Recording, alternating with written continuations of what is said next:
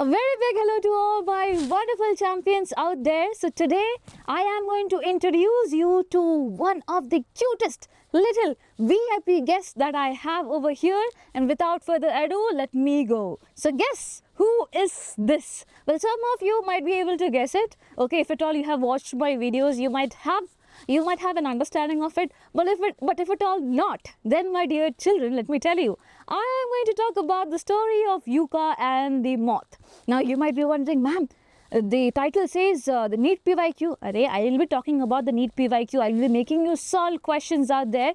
But before that, I am going to talk about this story because I promised that I would. And my dear children, this is somewhere in your NCERT also. So you can remember Yuka and moth better by this story. Okay, so the story goes like this. So as you can see over here, both of them are white in color. Okay, you cannot easily differentiate as well. So this is the flower, and inside the flower resides who? The moth. And what are they actually doing over there? That is the question. But before going into that, we need to know their address. Okay, we need to know their address before going ahead into the story, my dear children. Where do you think Yuka lives? Yuka lives on the land. As you can see over here, this is Yuka plant, my dear children, and they are native to North America. So this story is of North America. And where does the moth live? Well, moth does not have a particular address out there. Okay, so they live underground. They are underground dawns. And my dear children, to protect themselves, they live inside cocoons. But if this is the case, then how do they actually meet? And how does their story begin? So let me tell you. So basically, during springtime, the male and the female moths will break open from their cocoon and they would come up. Okay, they would be all coming up. Like they were in underground, right? So they come up and they mate. During what? The springtime. Now, once they have mated, obviously, my dear children, there will be small eggs in the female's body. And the sad part is that the male would be dying. Okay, the male dies, but the female survives, and female survives with the eggs. And now she does not know what to do with the eggs. So she goes to what? Her friend Yuka. Yuka out there.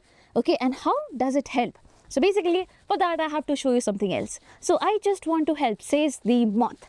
But ma'am, you said Yuka is the one that is helping. I'll tell you how moth is helping the Yuka plant first, and then I'll be telling you how the other guy helps it. Okay, so either way, both of them are going to help each other, which is why it is known as mutualism. Both of them would be helping each other. But as of now, okay, the moth which has come with a lot of eggs, she has something to do over here. And what is she exactly doing? We have to look around that. So my dear children, this is the moth. And you see the yellow thing out there? This is nothing but the pollen grains. So she is collecting all the pollen grains. From where? From the Yuka plant. But why? That is the question. I just want to help, says the moth. But we should know, how is it going to exactly help? And is it actually true that it is going to help? We need to know about that. So my dear children, once it collects all of it, it's right over here. Okay, right over here, it's there with it. And it will be going inside the Yuka's body. Out there will be the ovary of Yuka.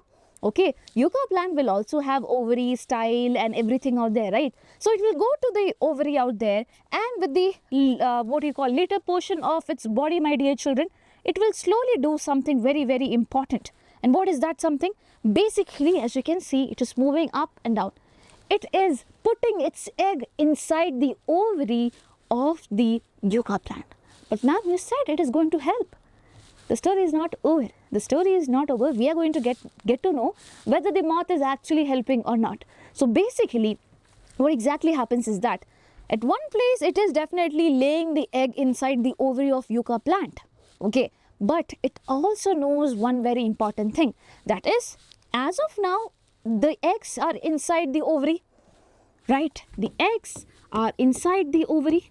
But once the egg hatches out, and gives rise to the larvae out there, it transforms into the larvae. The larvae would need something to eat. And what would that be, my dear children?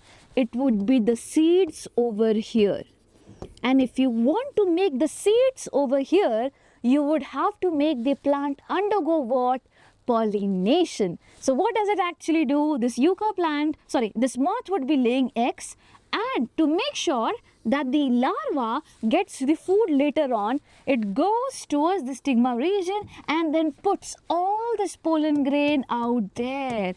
Okay, it will put the pollen grains out there such that the fertilization properly takes place and there are enough seeds out there.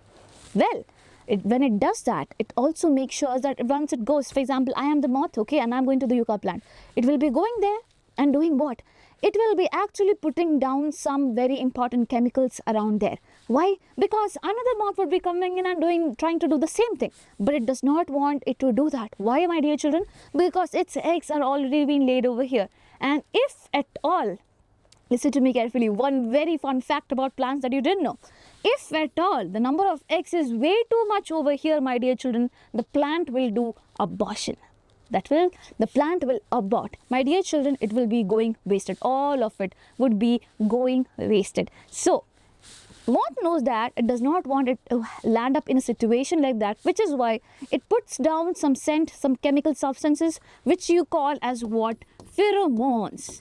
And such that no other moth would be coming in and laying all of its eggs. Sometimes moth will be coming in and laying few eggs, but not all of it. Either ways, but that is how it works. Now, the next question, how does the yucca plant help?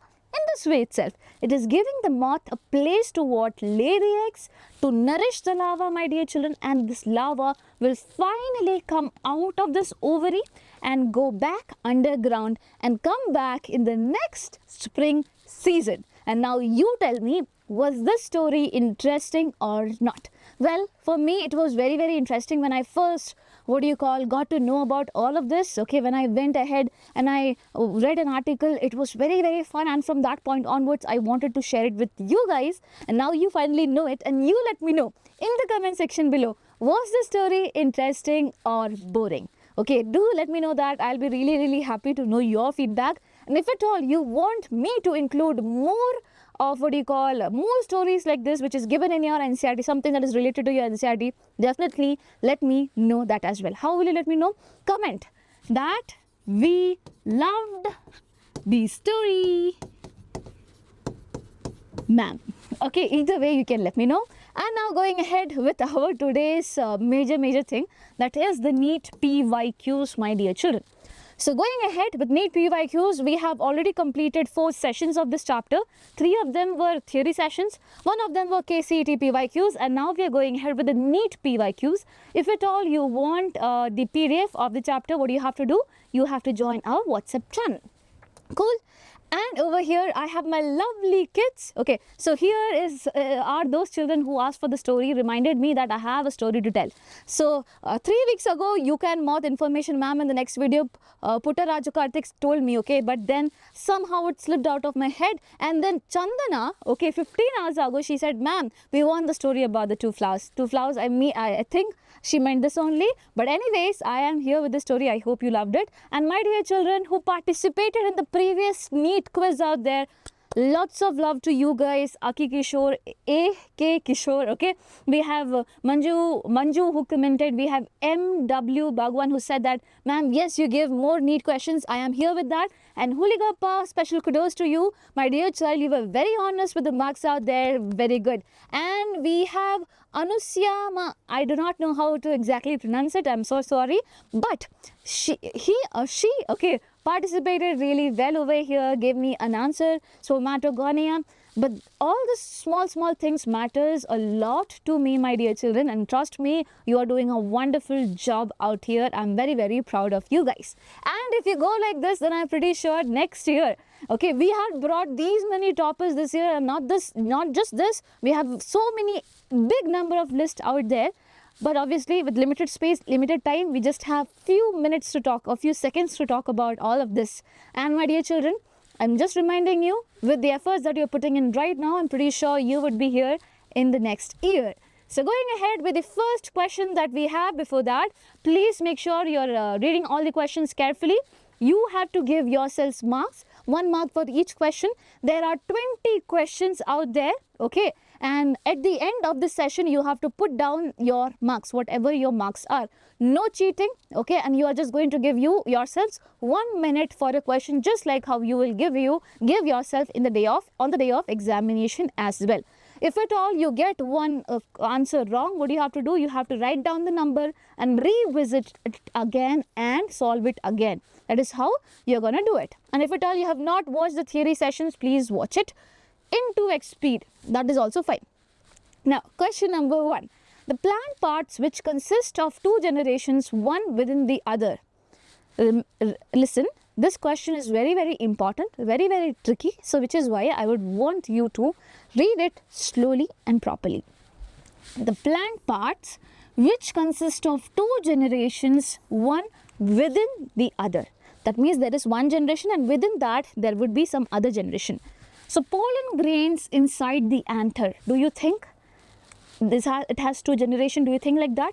Well, yes. Why? Because anther, my dear children, is sporophytic generation. Sporophytes are the one, okay, sporophytes are the one whose cells will undergo what, my dear children? It will undergo meiosis to form the gametophytes. So, sporophytes are the one which would be undergoing meiosis to form what? The gametophytes over here. So, in this case, just for your understanding, I said like that, okay. In this case, what is the sporophyte? It is the anther.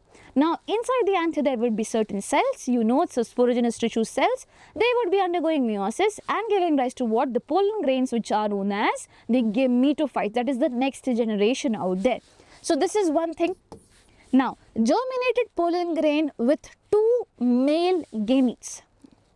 Germinated pollen grain with two male gametes. So, there is pollen grain with male gametes. It does not have generation within the generation. It's talking about the same gametophyte and the gametes. So, this would be a wrong statement. Seed inside the fruit. Again, it's not two generations out there. So, it would be wrong. Embryo sac inside the ovule. This would be something like that, because ovule again is going to act like a sporophyte, and inside the ovule, the cells of the ovule will undergo meiosis to produce what? The gametophyte, which is the embryo sac. Remember, in the embryo sac, divisions happens and that's when you get the egg cell. Similarly, in the pollen grain, division happens, that's when you get the, the male gametes out there. So, basically, this is a sporophyte, this is what? And a gametophyte, which is why you say that you can see two generations out there. So, both these options are correct. So, 1 and 4. 1 and 4, we just have one option, and that is D. If at all you have not understood this, please listen to it once more. I'm pretty sure you will understand it better. It's not very easy question to easily get hang of it or to understand it very easily, okay? So, you will take some time, but it's okay. Okay, and I'm pretty sure if at all you get a question like this, you would be able to solve it on the day of examination. Now, in water hyacinth and water lily, pollination takes place by, guess, my dear children, in water hyacinth and water lily.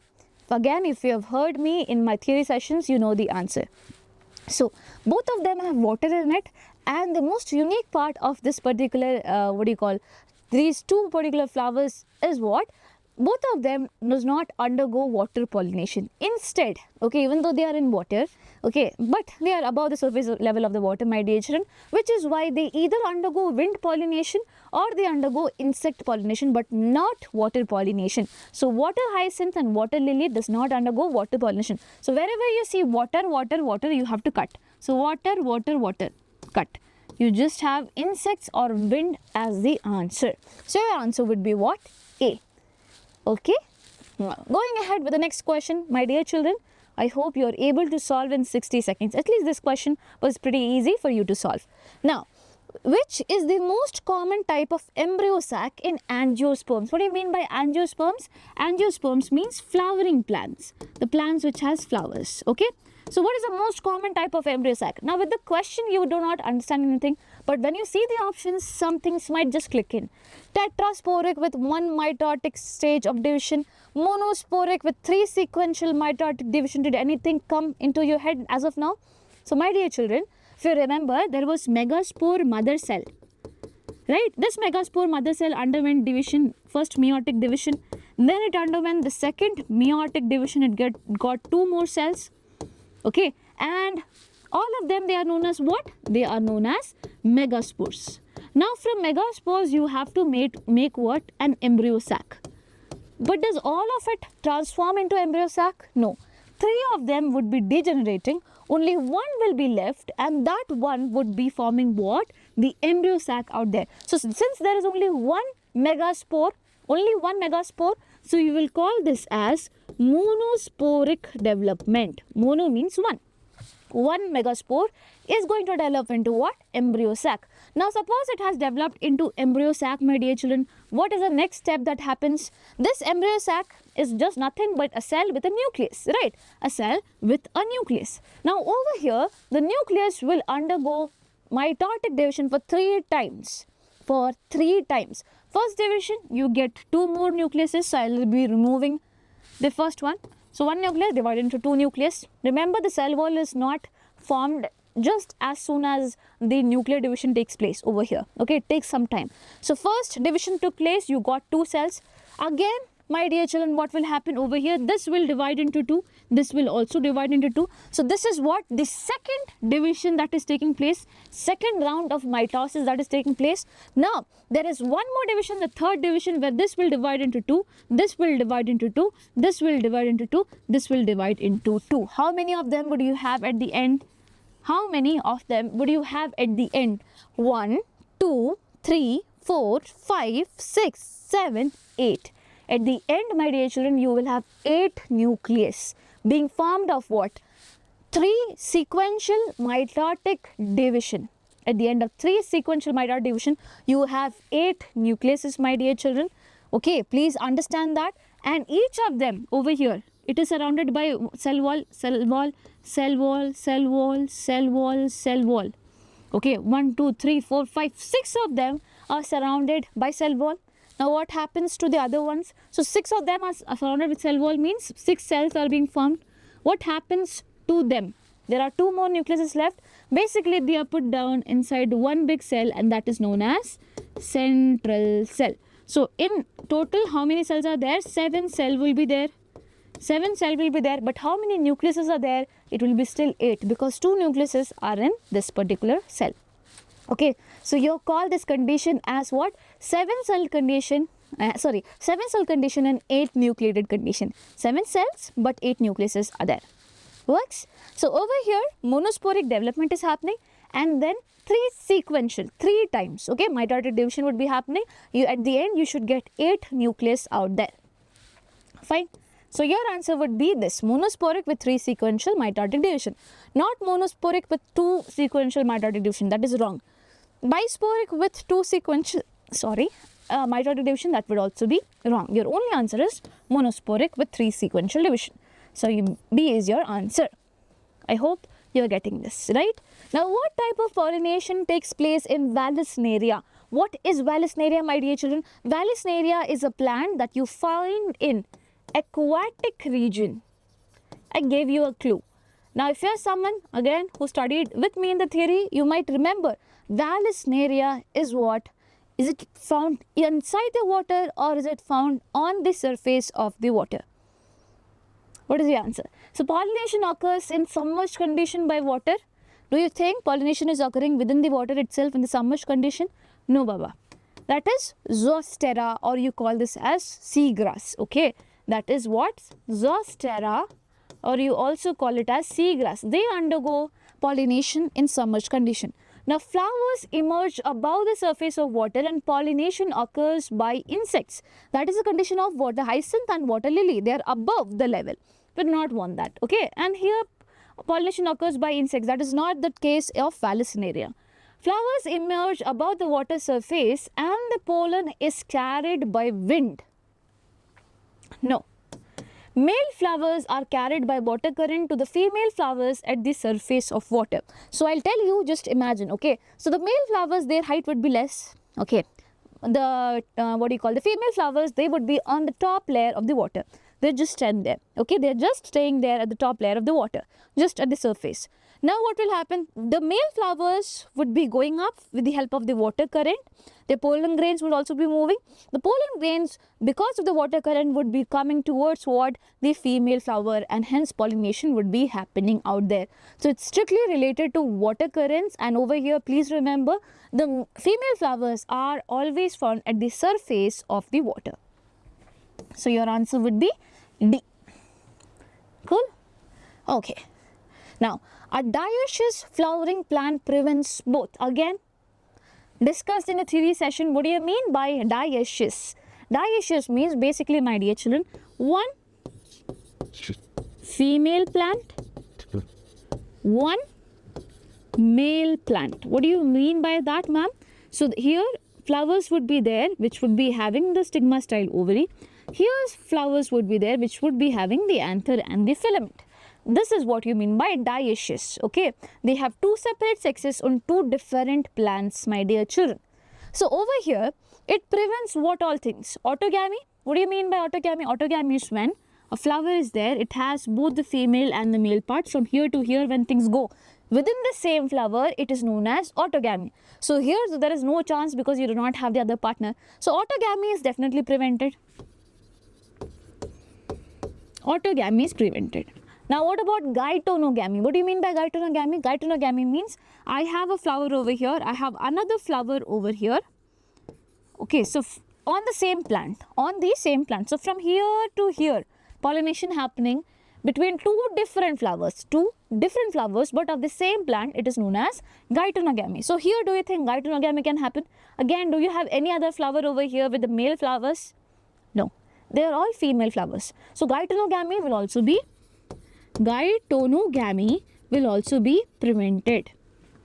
Okay, what about xenogamy? Xenogamy means cross, X, I always say cross, proper cross pollination. Geitonogamy is also cross pollination, but it is not true cross pollination. This guy, xenogamy, is definitely cross pollination, true cross pollination, because over here two different plants are also involved.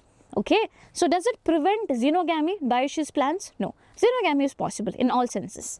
So my dear children, autogamy and geitonogamy both, yes, that would be correct. Geitonogamy and xenogamy wrong. Clistogamy and xenogamy wrong. Autogamy and xenogamy wrong. Why is clistogamy wrong? Clistogamy is the same thing. Basically, my dear children, if suppose this flower is closed, it has the female and the male parts over here in the same flower in a closed condition. This is known as clistogamous condition. Okay, over here only autogamy is possible, nothing else. Okay, so over here your answer, dioecious flowering plant prevent both what? Autogamy and geitonogamy. A. Now going ahead with the next question, sixth question. Which of the following statements is not correct? Pollen germination and the pollen tube growth are regulated by chemical components of pollen interacting with those of the pistil. As in the pollen which is going to land in the pistil, their chemical interaction would be deciding the pollen germination and the pollen growth. Do you think so? Yes. So it is a well coordinated thing. It's a well coordinated thing. That is how everything works out there. So over here the statement is absolutely correct. You have to find what is not correct. Okay, some reptiles have also been reported as pollinators in some plant species. Do you think, ma'am, insects and water and wind is only pollinators? Reptiles cannot be. Reptiles like lizards, can they be pollinators? Yes. Because why, my dear children? They move from one place to another, obviously. Something that can move like that. And it can go around on plants as well, my dear children. Please understand that. So yes, reptiles can also be pollinators. Some of them. Okay, some of them can also be pollinators. So this is also correct. Pollen grains of many species can germinate on the stigma of a flower, but only one. Okay, once more. Pollen grains of many species can germinate on the stigma of a flower, but only one pollen tube of the same species grow into the style. Wrong. Wrong, no? It would be wrong. Why wrong? First thing, pollen tube, there can be of the same species also. If we talk about the same species, my dear children, multiple pollen tubes can be growing in the style region. Multiple pollen tubes can be growing. It's not just one. So over here it is written only one pollen tube of the same species grows into the style. It's wrong. And over here one more statement is given. Pollen grains of many species can germinate on the stigma of a flower. That is also wrong. Okay, they cannot. of the same species. Okay, pollen grains should be of the same species. That's when it can grow. And if at all it's of the same species, then also there can be multiple pollen tubes that can grow, not just one. So this would be a wrong statement. Now, insects that consume pollen or nectar without bringing about pollination are called pollen nectar robbers. So there might be some insects which will be what? Which will be just going to consume the nectar. The plant thinks that it's a good guy, it gives all the nectar away, but it does not do help in pollination. Then what do you call it? You call it pollen nectar robber. Is it correct? Yes. So the moth that we were talking about, is it the pollen nectar robber? No, it is not. It's a good guy out there. Okay. So your answer would be what? See, this is the only wrong thing that we have over here. Now, next thing, proximal end of the filament of stamen is attached to. Now, this question, when you see, you think like, oh my God, what is that? What do you mean by proximal end of filament? Filament is the easiest thing that I saw in NCERT. I never saw proximal.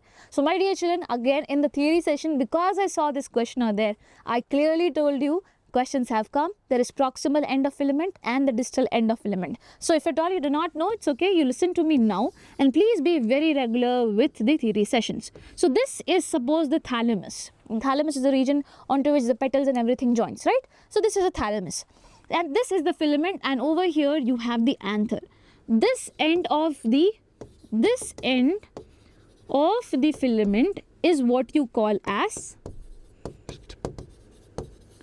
proximal end, and this end of the filament is what you call as the distal end. So you have proximal end and you have distal end. So proximal end of the filament of stamen is attached to what my dear children? It can be attached to a thalamus or it can be also attached to the petals as well. So your answer would be B, not placenta, not anther, not connective. Okay. So your answer is just straight. The other options are just given to confuse you guys. Your answer would be thalamus or petal. If the question was distal end of filament is attached to what? It is attached to the anther. 8th question. Filiform apparatus is characteristic feature of what? Where do you find filiform apparatus? So if at all you know the embryo sac, my dear children, at the micropylar end you have 2 cells smiling there. Guarding what? Guarding the egg cell out there. And over here you have 3 antipodal cells. You have antipodal cells. And over here you have 2 polar nuclei, which is the part of what? The big cell out there. What do you call this big cell? You call this as the central cell. And here, what do you call them? Synergids. So synergids and egg cells are best friends out there. Okay. And when the male gametes come, it's the synergid which provides the way, which shows the way that, hey, there is the egg cell, you can go and undergo fertilization.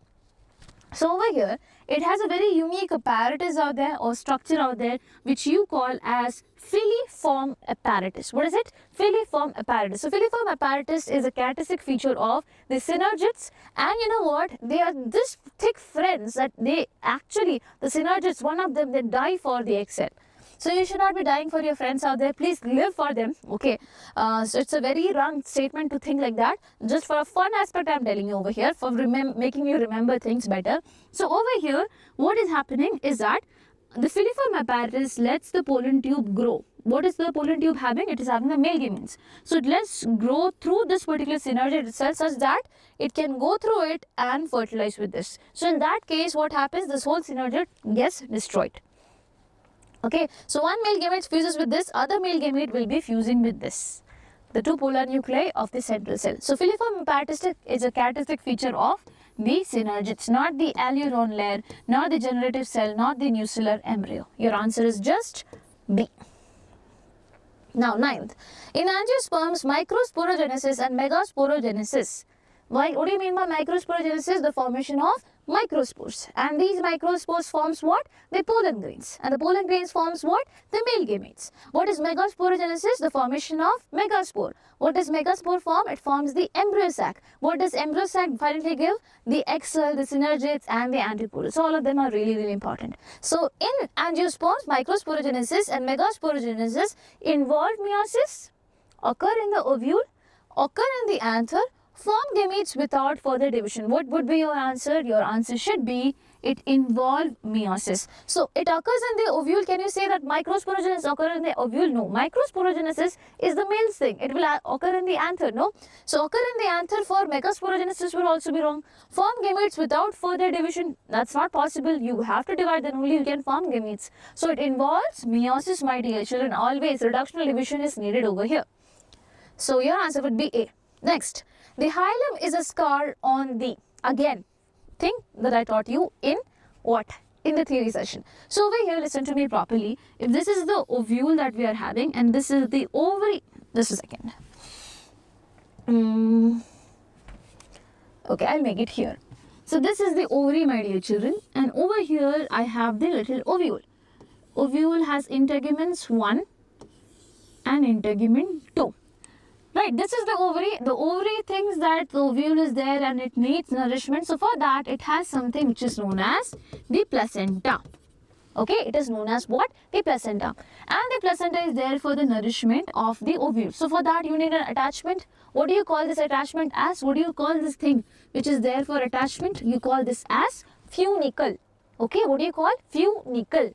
And the point of the attachment is known as hilum. It says hi. Okay, it says hi with the help of hilum over here. So placenta says hi with the help of what? The funicle, which is the attachment link out there. And my dear children, this point of attachment, it is present like a scar. If you see a seed and all, okay, so the ovule is the one that will form the seed later on. It is the one that transforms into the seed later on. So in the seed, you can see small scar, and that scar is nothing but the hilum. Okay. So the hilum is a scar on the fruit where the style was present. Is it on the fruit? No, it is on the seed. So ovule becomes the seed, ovary becomes the fruit. So this scar is on the seed, not on the fruit. Seed where the micropyle was present. Where is the micropyle, my dear children? Always remember, micropyle over here is towards the opening of the, what do you call, integuments. Over here there is a space in between the integuments. This opening is known as micropyle. So it is necessary, do not have to be near the micropyle itself, so it would be wrong. Seed where the funicle was attached, that would be correct. This is where the funicle where is attached, that is where you call hilum is there. Now fruit, no, again wrong. So your answer would be seed where the funicle was attached. Okay. Now gytonogamy involves, what do you mean by gytonogamy? Same plant, 2 different flowers, pollination is happening. So fertilization of a flower by the pollen from another flower of the same plant. Read the option carefully. Now these type of questions are really easy, but children mess it around. Why? Because in general, human beings are very confident, overconfident at times. So it's okay. So it's not, I should not be blaming you or me. Okay, in general, I was also like this. Okay, so basically the thing is, whenever we find difficult question, our brain is like, oh my god, we have to find an easy question. Now whenever we see familiar topics, no, we just go and try to answer it as soon as possible. But that should not be the case. Even with the topics that you're very thorough with, you should go slow. Okay, while reading the question, not while putting the check mark. Okay, so gytonogamy involves fertilization of a flower by the pollen from another flower of the same plant. If the same plant is there, another flower is there, this option itself is correct. But let's go with the other option. Fertilization of a flower by the pollen from the same flower, that is autogamy. Fertilization of a flower by the pollen from a flower of another plant, that would be xenogamy. Fertilization of a flower by the pollen from a flower of another plant belonging to a distinct population. Not even same species, my dear children. That is again not included over here. So your answer would be what? A. A is your answer. Going ahead, advantage of cleistogamy is, what is the advantage of cleistogamy? I told you, cleistogamous condition is when the flowers are closed like this. There will be the female and the male part. So obviously from here to here, what will happen? Fertilization will definitely happen. Okay, so advantage of this is what? No dependence on pollinators. Yes, do you need pollinators? No, Baba, they are really closed. Why do you need pollinators? So yes, this is an advantage. Now B, vivipary. Is vivipary an advantage of cleistogamy, my dear children? No, it is not. Okay, higher genetic variability, my dear children. Obviously, no. Why? Because over here in Clistogamous condition, the male and the female part is of the same plant. That means the same genetic content is there. Do you see any variation coming up there? No, we would not have it. So again, this would be wrong. This is not an advantage at all. More vigorous offspring. Vigorous as in better, as in what do you call resistant. Vigorous offspring means something that has better qualities.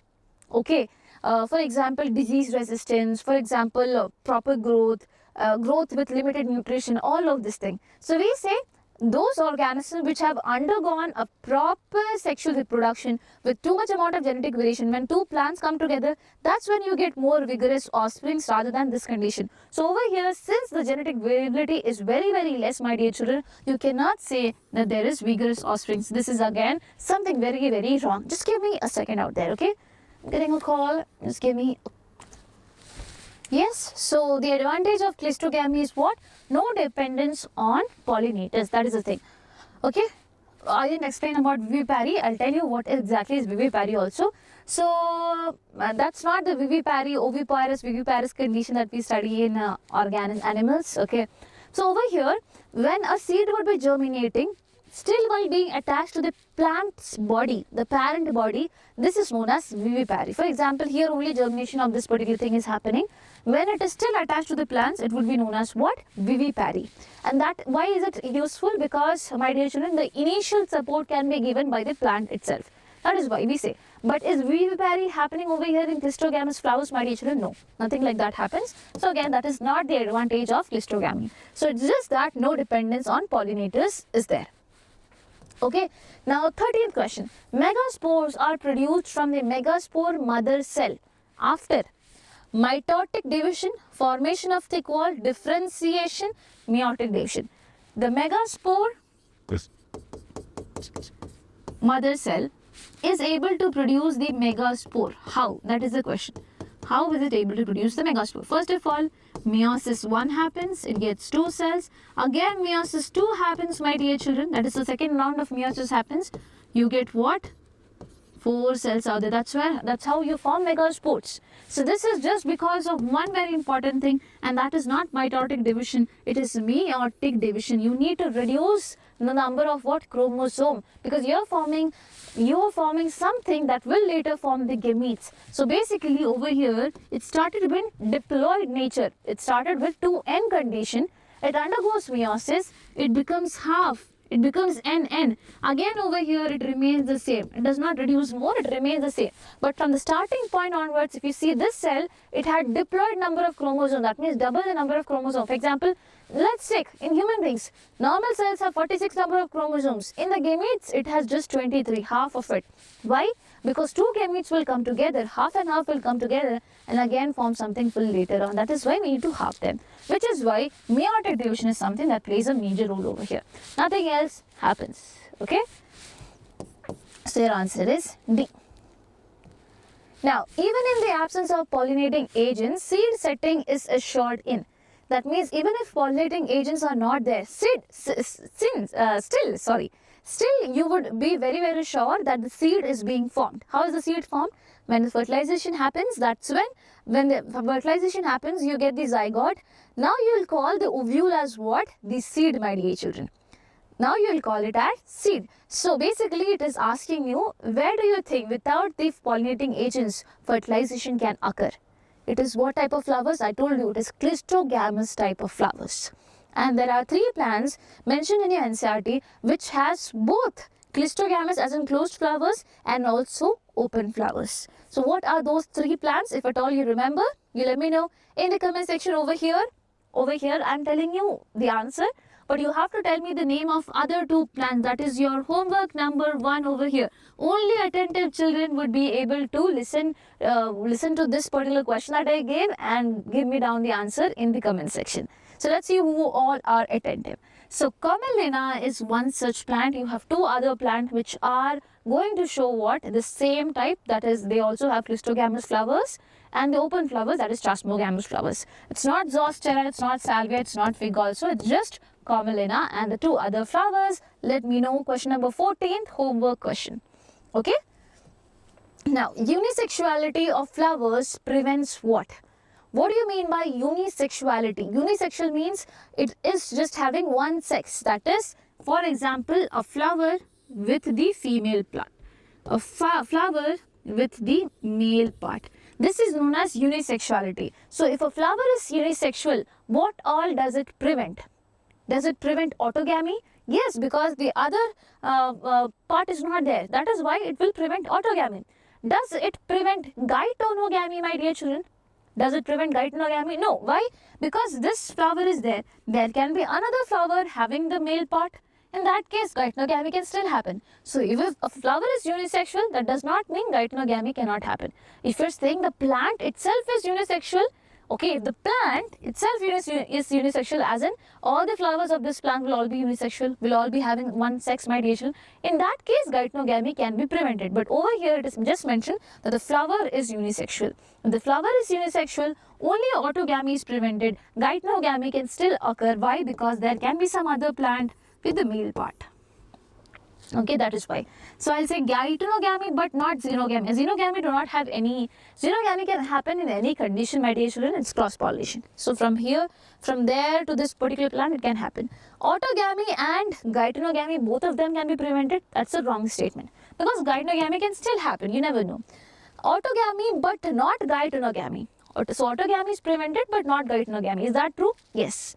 Autogamy is prevented but not geitonogamy. Both geitonogamy and xenogamy, that is obviously false. So your answer would become C. Going ahead with the next question, which one of the following is resistant to enzyme action? That means something that will not get destroyed even if enzymes are attacking it, or enzymes are acting on it, not attacking it, acting on it.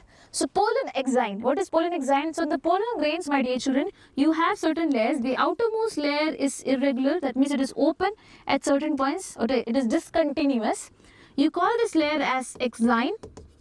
Okay, and it is made up of the toughest substance out there, which is known as poro. Your spelling. Just a second. Sporo. Okay, Jasmine ma'am started writing with eraser instead of pen. Sporopollenin. Okay, this is the toughest substance out there. It can stay at high temperature. If you put alkali, if you put acid, it will be still there. Why? Because it is the toughest substance out there. It forms the exine of the pollen grain. It is discontinuous, as in wherever you do not find the sporopollenin, there will be a hole out there, and this pore is known as the germ pore. Inside this, you have a continuous layer which is known as what? Intine. And the intine, my dear children, is made up of cellulose and pectin. And then you have the pollen grain itself with the plasma membrane. Fine. So which one of the following is resistant to the enzyme action? It is the pollen exine, which is why I was talking about it. What about the leaf cuticle? Leaf cuticle, it will be having wax and all those things, but it is somewhat enzymes can act on it. Cork also, it is made up of suberin. Again, the suberin is a tough substance out there, but still it can be, it is not very much resistant to the enzyme action. Wood fibers, that is again, it is fibers made up of cellulose and pectin. Cellulose and pectin can be easily destroyed with the help of enzyme action, but if you see the outer layer, it is not going to be destroyed. And where do you find it? It is only found in the pollen exine. So your answer would become A. What is your answer? Children, A. Now, what is the fate of the male gametes discharged in the synergids? I told you there are two male gametes that comes in the synergid. One male gamete will fuse with the egg cell. Other male gamete will fuse with what? The two polar nuclei out there. And the two polar nuclei belong to what? The central cell. So one fuses with the egg and the other fuses with the central cell nuclei. Is this a correct statement? Entirely correct. Now, one fuses with the egg and the others degenerates in the synergid. Wrong. The synergid gets regenerated but not the male gametes. Now, all fuse with the egg, that would be very wrong. One fuses with the egg and other fuses with the synergid nucleus. Baba, no. Okay, no. So, one fuses with the egg and the other fuses with the central cell. So, the one that fuses with the egg, together they form what? The zygote. This is known as syngamy. This fusion is known as syngamy. The other one will fuse with the two polar nuclei of the central cell. This is known as triple fusion. And what does it form? What does it form? This is your homework 2 question. This is what your homework 2 question out there. So the next fusion, the triple fusion, results in formation of what? You have already found the zygote. What one more thing is needed? Let me know in the comment section below. Okay. Now 18th question. Which of the following statements regarding post-fertilization development in flowering plants is incorrect? What do you mean by post-fertilization? That means after fertilization, the egg and the male gamete has fused. After the fertilization, what are the things that happens? Okay, that you should know. But what is incorrect is what you have to find out over here. Ovules develop into the embryo sac. Why? That has to be done before, no? Inside the ovules, the embryo sac has to be formed. In the embryo sac, only the female gamete is there. So it has to be done before fertilization. So this is wrong. First statement itself is wrong. Oh, that is what we had to find also. What is incorrect? Now ovary develops into fruit. Yes, my dear children, the ovary which is there, it will develop into fruit. The zygote will develop into embryo. Yes. Post fertilization, the zygote has to develop into an embryo. Central cell develops into the endosperm. So those of you who were trying to recollect the answer for homework question number 2, I hope you have got your answer by now. If at all you are still in a thinking position, then my dear children, you would have to read the NCERT properly once more. It will be easy for you. Okay, but you will get your answer.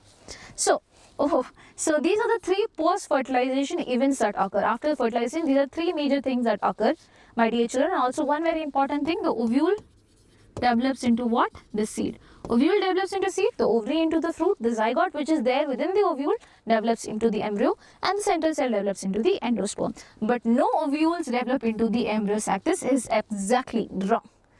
A. Now, 19th question. Perisperm differs from endosperm in. Perisperm would be differing from endosperm in what? So what is perisperm?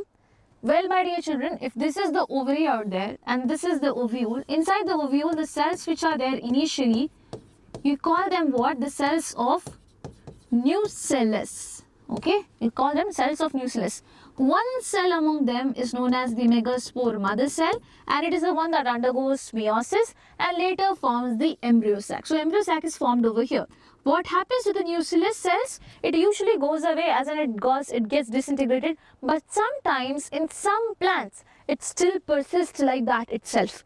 Okay, it still persists like that itself. Inside the ovule, embryo sac is formed. Inside the embryo sac, egg cell is there. The egg cell and the male gamete fuses. It forms the embryo. Still, the nucellus will be there. Why? To provide nourishment to this particular embryo. Where do you find it? You find it in B square. That is beet and black pepper. Beet and black pepper. There is where you find what? The nucellus out there.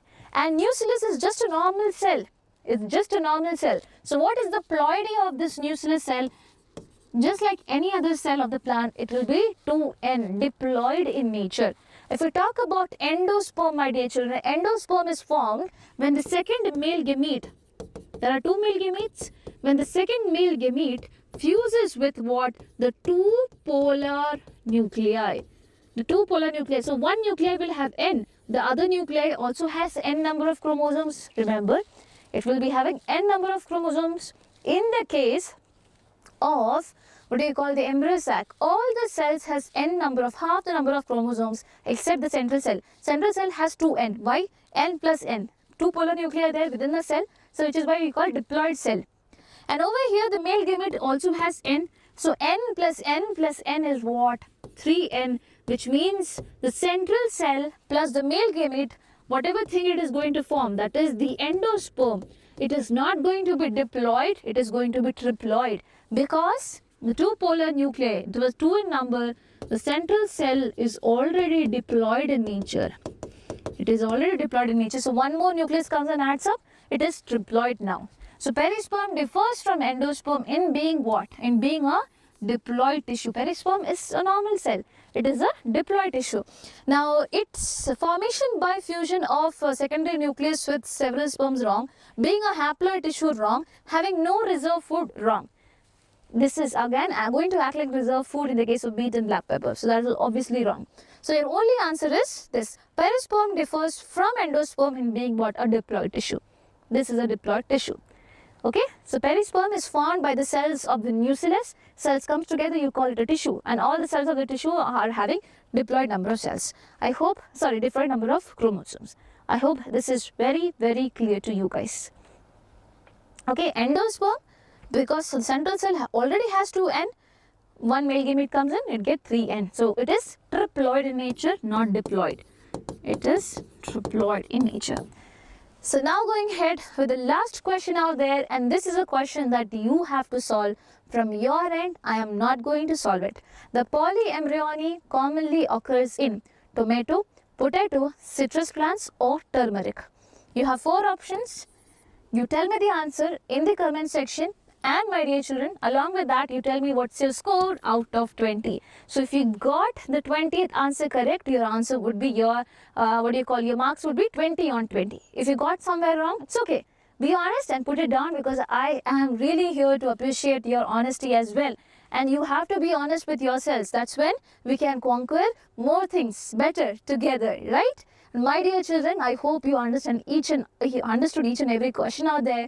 And if you have understood what you have to do, you have to click on the like button. Yes, and you have to subscribe to the channel, and you have to comment down whatever you think about whatever is happening over here. Is it good? Is it bad? Is it helping you? All of it. And from tomorrow onwards, we are going to start the new chapter, which is reproductive health. We are going to finish it within a few days itself, because it's a very small chapter. So with KCET, NEET, PYQs and the theory part of it, we'll finish it ASAP. But I need your support in that. You have to be very constant in listening to all the theory sessions as well. And if at all, as I told you, if at all you loved the story and if you want more stories, put it down in the comment section. Wishing you all the best. Lots of love. Bye-bye. Take care.